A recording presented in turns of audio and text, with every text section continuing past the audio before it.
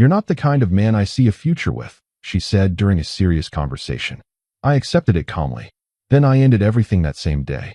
Months later, she tried reaching out after seeing me build the future she rejected. "You're not the kind of man I see a future with." She said it like she was commenting on the weather. Not angry, not crying, just calm. Like it was a conclusion she'd already reached a long time ago, and this conversation was just the paperwork. I didn't say anything back. I just looked at her, really looked at her, and nodded once. She seemed almost surprised by that. Like she expected me to beg. Like she had a whole speech prepared for after the begging. But I didn't beg. I just sat there. And somewhere in that silence, something in me quietly closed the door. What happened after that silence is what I'm going to tell you. Because she didn't realize, when she said those words, that she wasn't just ending something. She was also starting something. Something she'd spend the next several months watching from the outside, pressing her face against the glass of a life she walked away from. You have to understand what was on the line before I can explain what I did. We weren't a casual thing. If you enjoy real stories like this, subscribe, because what happened next changed everything for me. We weren't 6 months in, still figuring out each other's coffee orders. We were 2 years deep. 2 years of inside jokes and inside wounds. 2 years of learning someone's sleep schedule, their silence patterns, the exact sound of their laugh, when something actually surprised them versus when they were just being polite. I had been building toward something with her. Not just emotionally, practically. I was working toward a version of life that had her in it. That's important. Because when you've structured your future around a person and they tell you they don't see a future with you, those two things collide like cars on a highway. And something has to burn. I didn't realize it then, sitting across from her on that Sunday afternoon with the gray light coming through the window. But that moment changed everything. Not just for us. For me. We'd been together just over 2 years when it happened. I was 28. She was 27. We lived separately. I had a place in Brooklyn. She was in the West Village. But we might as well have been living together with how much time we spent in each other's spaces. Her name was Vespera. And she was the kind of woman who walked into a room and rearranged it without touching anything. The Sunday it happened started like 100 other Sundays. I'd come over to her apartment with coffee and a bag of those almond croissants from the bakery 2 blocks from my place. She liked the ones with the flaked almonds on top. I always got 2, 1 for each of us. That morning I'd gotten 3, because they looked particularly good and I figured she'd want the extra one later. That's who I was with her.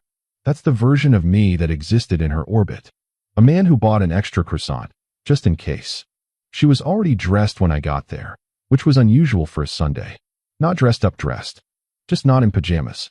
Like she'd made a decision about the day before I arrived. I put the coffee on the counter. She said thank you, but didn't reach for it. That was the first sign. I ignored it. We sat in the living room. She had that posture, the one I'd learned to recognize. Spine straight, hands folded. The posture she used in difficult conversations. I'd seen it a handful of times over 2 years. Once when she was telling me about a family situation that had been quietly falling apart. Once when we had a real argument about how I'd handled something with her friend group.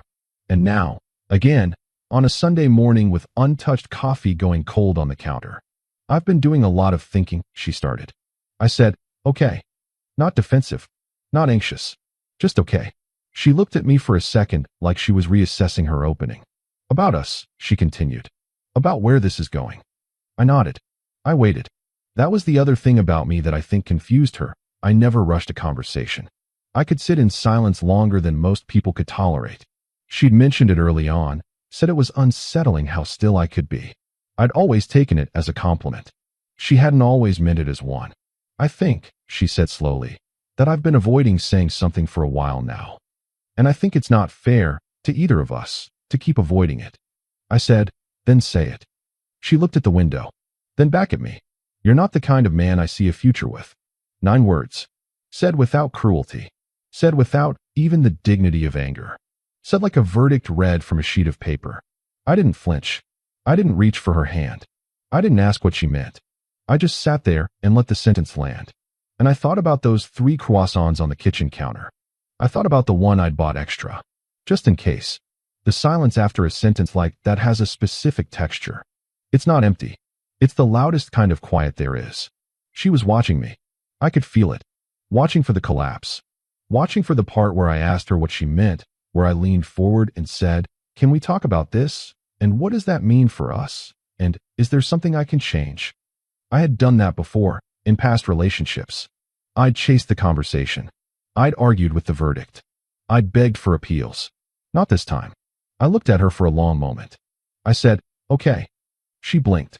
Okay. Okay, I said again. Thank you for being honest with me. She opened her mouth. Closed it. Opened it again. I didn't mean to hurt you, she said. I know you didn't, I said. And I meant it. She hadn't meant to hurt me. She just meant it. That was almost worse. I picked up my coffee from the counter. I took the 2 croissants I'd brought for myself, leaving hers, and I put them back in the bag. I told her I hoped she found what she was looking for. She said my name, just once, in a voice that sounded like she was catching herself at the edge of something. But I was already at the door, and I left. I need to tell you what happened on my way home, because I think it matters.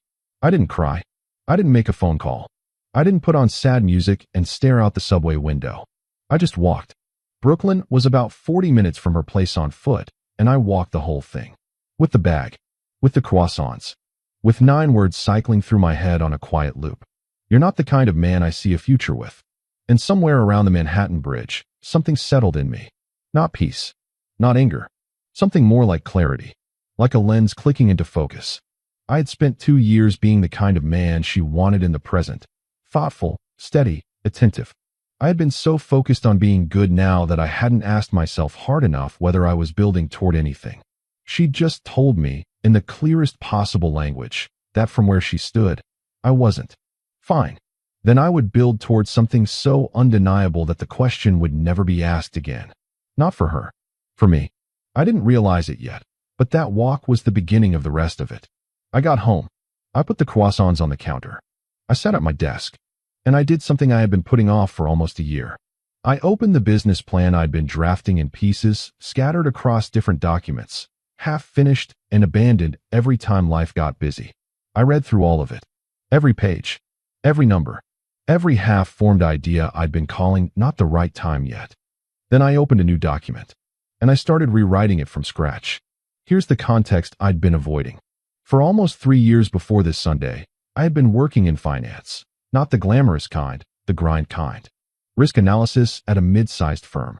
The hours were real, the pay was decent, and the ceiling was low. I knew that. I'd always known that. But there was this other thing I kept circling back to, a product concept I developed while solving a problem for my firm that nobody else had bothered to solve cleanly. A data visualization platform, specifically for small financial advisory firms who were drowning in reporting software that was either too complex or too shallow. I had the concept. I had the contacts. I had a former colleague named Torin who was a developer and had been waiting, patiently, for me to say the word. What I hadn't had, or told myself I hadn't had, was the right time, the right circumstances, the right state of mind. That Sunday, after a 40-minute walk across a bridge with 2 croissants and 9 words, I finally had all 3. I texted Torin that night. You still in? He replied in 40 seconds. Been waiting for this text for 8 months. When do we start? I wrote back, Monday. I want to be honest about something. I didn't cut Vespera off out of anger. I didn't do it to punish her, or to make a point, or to win some imaginary argument. I did it because, and I understood this clearly on that walk, she had been right. Not completely. Not in the way she meant it. Not in the ways that announced themselves. And the only way to prove that, not to her, but to myself, was to go build it. Quietly. Completely. Without her watching. I blocked her number that Monday morning. Removed her from everything. Not angrily. Not with a speech. Just clean. Like clearing a workspace before starting something new. I did it practically, not emotionally. I needed the space, the mental and emotional bandwidth, that I'd been allocating to that relationship. Now I needed it for this. The first 3 months were brutal in the way that building things is always brutal. Torin and I worked out of my apartment for the first 8 weeks. He took the desk. I took the kitchen table. We had a whiteboard propped against the wall that I'd bought at a hardware store for $22. We ate a lot of bad takeout. We argued about the product roadmap at least twice a week. There was one Tuesday night. I remember it clearly because it was raining and the window wouldn't close properly, and we'd been at it for 14 hours, where Torin looked at me across the kitchen table and said, "Tell me again why we're not just getting regular jobs." I said, Because regular jobs have someone else's ceiling. He looked at me. Then he turned back to his laptop. Okay, he said. 14 hours. Let's keep going. I should tell you about Halston. Halston had been my closest friend since college. The kind of friend who could say anything to you and survive it. Because the friendship was built on a foundation of honesty that most people never get around to constructing. He knew about Vespera. He knew about the Sunday. He knew about the block. He didn't say much about it at first. But about 6 weeks in, when I'd lost 10 pounds from stress and started going to the gym at 5:30 in the morning just to have something that felt like control, he sat down across from me at a bar we liked and said, "Is this healthy?" I said, "Probably not entirely." He said, "Okay, but are you good?" I thought about it. "Yeah," I said. "I think for the first time in a long time, I actually am." He looked at me for a moment. Then he picked up his glass. "Then I'm not worried," he said. And we didn't talk about it again. The product had a name by month 2. We called it Clearline. It wasn't clever. It wasn't flashy. But it was accurate, which is what it was supposed to be. Clearline was a reporting dashboard built specifically for independent financial advisors and small advisory firms. Clean interface. No bloat. Real-time data that actually made sense to the humans reading it. We'd had 3 people beta test it by month 3, and all 3 said some version of the same thing. This is what I've been looking for. That's a drug, by the way. Hearing that, after months of 14-hour days and arguments and bad takeout, and one window that wouldn't close properly, hearing someone say this is what I've been looking for is a drug that makes you forget you're tired. I want to stop here and be honest about something else. There were nights, mostly around 2 or 3 in the morning, when the apartment was quiet and I was too tired to keep working but too wired to sleep, that I thought about her. Not dramatically. Not with longing. Just thought about her. The way you think about a city you used to live in. With a quiet kind of familiarity. I'd think about that Sunday. About the way she'd said it so calmly. About the posture, spine straight, hands folded. About the untouched coffee going cold on the counter. And I'd think, I wonder if she knows yet. I wonder if she has any idea what that conversation set in motion. I wasn't bitter when I thought that. Not exactly. It was more like curiosity. Like watching a story unfold and knowing you're past the turning point, past the part where it could have gone differently. I was past it. I was already in the next chapter. She just didn't know yet. By month 4, we had our first paying client. A solo advisor named Prescott who worked out of a small office in Midtown and had been using 3 separate platforms to do what Clearline did in one. He paid us $800 a month. I remember the day the first payment came through. Torrin and I just stared at the notification for a second. Then he said, "That's it. That's money someone paid for something we made." I said, "Yeah." He said, "How does that feel?" I thought about it. "Inevitable," I said. And it did feel that way. Not arrogant. Just like we'd been walking toward this the whole time. Like this was always the destination. We just needed someone to stop holding the compass. 6 months after that Sunday, we had 9 clients. Not 900. 9.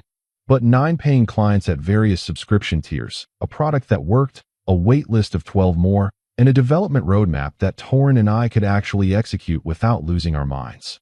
We'd moved out of my apartment by then. We had a proper workspace, nothing fancy, a subleased office in a shared building in Dumbo that smelled faintly of espresso and someone else's ambition. We brought on a part-time designer named Calder, who had a talent for making complexity look simple and an appetite for feedback that made him exactly the kind of collaborator you want at the beginning of something. Things were moving.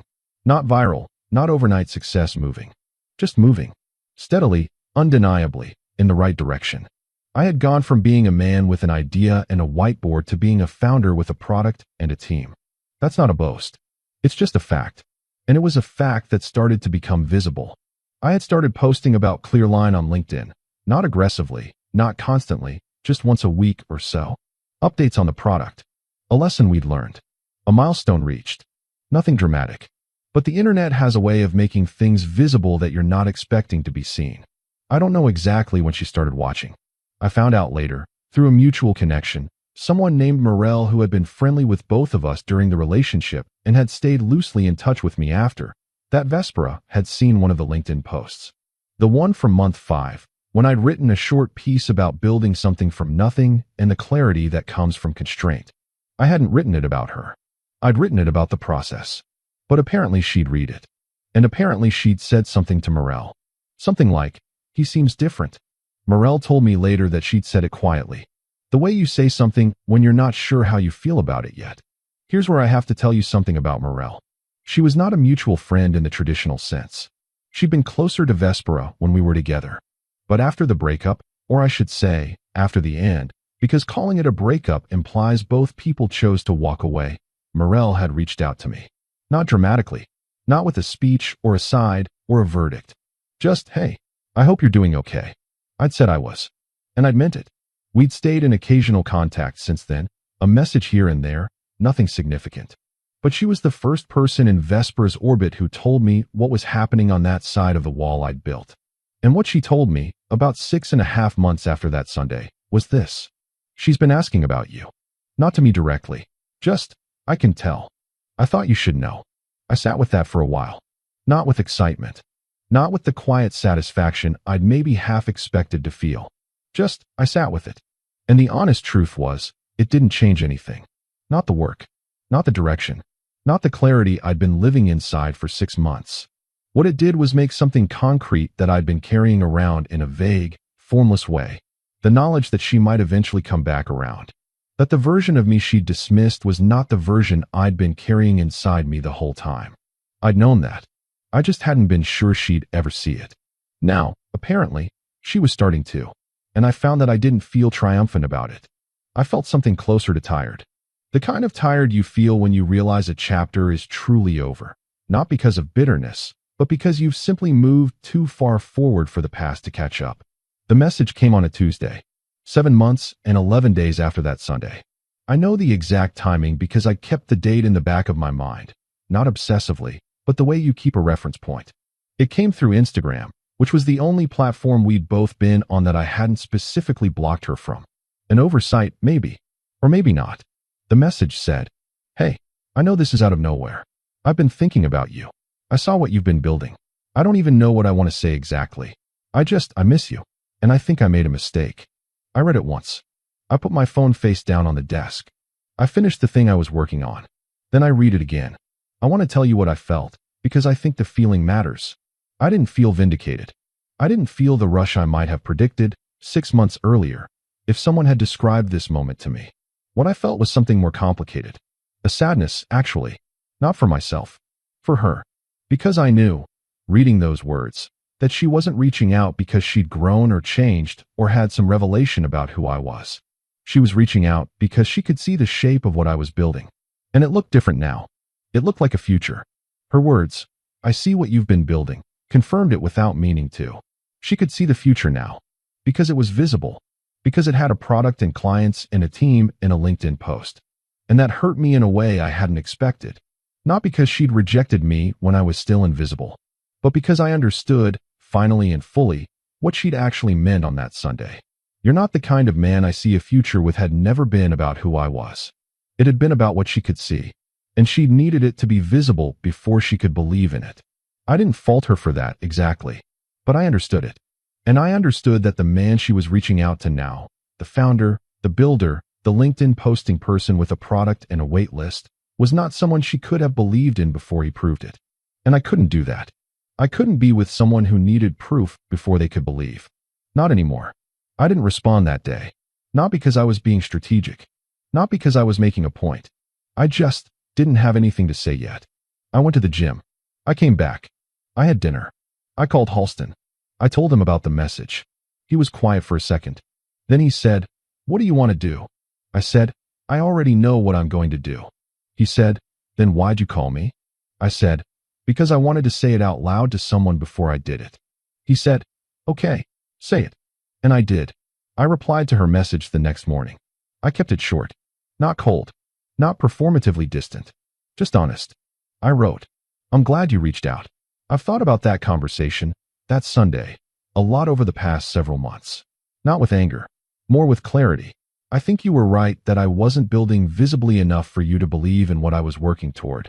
I think I understand that better now. But I also know that what I needed, and what I deserve, is someone who believes in the potential before it's proved. You needed to see it first. That's not a character flaw. It's just not something I can build a future on. I hope you find what you're looking for. I genuinely mean that." I sent it. I didn't wait for a reply. I put my phone in my jacket pocket and walked to the office. She did reply. About 2 hours later. I won't quote the whole thing, but she said she understood. She said she was sorry. She said she'd been doing a lot of thinking about what she actually valued versus what she thought she was supposed to value. She said she'd been wrong. She said she didn't expect me to forgive her. She said she just wanted me to know. I read it on my lunch break, sitting at the small table by the window in the Dumbo office, with the cold light coming through and the bridge visible in the distance. I read it twice. Then I put my phone away, and I went back to work. There's something I want to be clear about, because I think it matters. I didn't do what I did to prove a point to her. I didn't launch a company as a response to a breakup. I didn't post on LinkedIn to be seen. I did those things because that Sunday, those 9 words, that calm delivery, that straight-spined posture, cracked something open in me that had needed cracking for a long time. She hadn't rejected me. Not really. She'd rejected the version of me that had been sleepwalking. The version that was comfortable and vague and buying extra croissants just in case, instead of building something that deserved to be believed in. That version needed to be left behind. She just happened to be the one who left him. I want to tell you what the next few months looked like. Because the story doesn't end with the message. The story doesn't end with the reply. The story, the real one, continued in the way that real stories always do. Quietly, unglamorously, day after day. We brought on our 10th client in month 8. Then our 15th. Torin hired a second developer, a sharp, focused woman named Clarion who had been freelancing and was looking for something with more trajectory. Calder built us a proper brand identity, clean and confident in a way that made the product feel finished even while it was still growing. We were approached by a seed investor in month 9. A small fund, not a household name. But the meeting happened, and the conversation was real, and it confirmed something that I'd been treating as hypothesis for almost a year. This was a real thing. Not a side project. Not a passion project. A real thing. Halston and I had a conversation around month 10 that I still think about. We were at the same bar. Same table, probably. And he said, out of nowhere, "Do you ever think about what would have happened if that Sunday never happened?" I thought about it. "Yeah," I said. "What do you think?" he asked. "Honestly," I said, "I think I'd still be at the firm. Still drafting pieces of the same business plan. Still buying croissants." He looked at me. "Do you resent her for that?" I held the question for a moment. "No," I said. "I think I'm grateful. Not to her exactly. To the version of me that walked across that bridge and decided that if she couldn't see it, I was going to make it undeniable." He nodded. Took a drink. "That's probably the healthiest thing you've said since all of this started," he said. I laughed. First real laugh in a while. "Don't get used to it," I said. "There's a thing that happens when you build something from scratch. Nobody talks about it enough. It's not the obvious thing, not the pride, not the milestone moments, not the first revenue or the first hire or the first time someone tells you your product changed how they work. It's something quieter. It's the moment you realize you're no longer the person who needed to be told. The person who needed someone else's belief before he could access his own. I'd spent 2 years, maybe more, being that person without knowing it. Not fully. Not consciously, but in the way that you build your confidence around someone else's certainty. The way you let another person's belief in you be the engine instead of your own. When she took that belief away, when she sat down on that Sunday with the straight spine and the folded hands and told me I wasn't the kind of man she saw a future with, she didn't just end the relationship. She accidentally handed me the engine back. Month 11. We closed the seed round. Not a life-changing amount, but enough. Enough to take real salaries. Enough to build the next version of the product without Torin and I working ourselves to the edge of breakdown. Enough to prove, in the language that the outside world speaks, that this was real. I remember sitting in the conference room after the paperwork was done, Torin across from me, Calder and Clarion at the other end of the table, and thinking about that kitchen table in my apartment. The whiteboard propped against the wall. The $22 whiteboard from the hardware store. The bad takeout. The window that wouldn't close. The Tuesday night when Torin had asked why we weren't just getting regular jobs. I thought about all of it. And then I thought about those 3 croissants on a Sunday morning. 2 eaten. 1 left behind. And I thought, okay. I heard from Vespera one more time. About a month after the seed round closed. It wasn't a long message. It wasn't a second attempt. It was simple. She said, "Congratulations. I saw the announcement. You built something real. I always knew you had it in you. I think I was just scared of what I couldn't see yet. I hope it continues to grow. I read it in the morning, standing in the kitchen of my apartment with a cup of coffee. The same apartment. The same kitchen counter where those 3 croissants had sat 11 months earlier. Different morning. Different man. I stood there for a while. Not sad. Not triumphant. Just still. The way I'd always been able to be still. And I thought, I always knew you had it in you. That sentence. That sentence. Because that's the thing, isn't it? She'd always known. That's what she wrote. She'd always known. But knowing something is not the same as believing in it. Knowing doesn't hold your hand in the dark. Knowing doesn't say, I can't see it yet, but I believe it's there. Knowing watches from a safe distance and waits for proof. And believing, real believing, is the thing you do before the proof arrives. She'd always known, but she'd never believed. Not until the LinkedIn post. Not until the clients. Not until the announcement. And I needed someone who believed. Not someone who knew. I didn't respond to that last message. Not because I was being cold. Not because I wanted to punish her with silence. But because there was nothing left to say. We both said our true things. She told me I wasn't the kind of man she saw a future with. I told her I needed someone who believed before the proof. Those were the true things. Everything after that was just epilogue. And I'd already moved into the next chapter. I want to end with something that isn't a lesson. Because this isn't a lesson. This is just a thing that happened to me. A Sunday. A sentence. A walk. A whiteboard. A window that wouldn't close. A text to Torin at 11 at night. 9 months. A product. A team. A round of funding. And somewhere in the middle of all of it, the quiet, undramatic discovery that I had never needed her to believe in me. I just hadn't known that yet. She handed me the knowledge on a Sunday morning with 2 untouched cups of coffee going cold on the counter. And I walked 40 minutes in the cold air across a bridge to get home. And I sat down. And I started building. There's a version of this story where I take her back. Where she apologizes and I soften and we try again and I tell myself she was scared before, but she sees it now. And maybe love is about growing together. And maybe people earn second chances. I know that version. I've told myself that version at 2 in the morning more than once. But here's the thing about that version. It requires me to forget that she needed proof. It requires me to build a future on the foundation of someone who needs to see it first before they'll believe in it. And I'd spent 11 months learning, slowly, undeniably, through every argument with Torin and every bad Tuesday and every client who said this is what I've been looking for, that I was not willing to do that. Not anymore. Not ever again. I'm telling this story now because I think about other people. Not people in my exact situation. Just people who have had a sentence said to them. A clean, calm, devastating sentence. A verdict. A closed door. A Sunday with cold coffee. I want to say, it's okay to walk quietly. It's okay to not beg. It's okay to take the thing they said and let it mean something different than they meant. Let it mean, you haven't made it undeniable yet. And then go make it undeniable. Not for them. For you. Clearline has 26 clients now.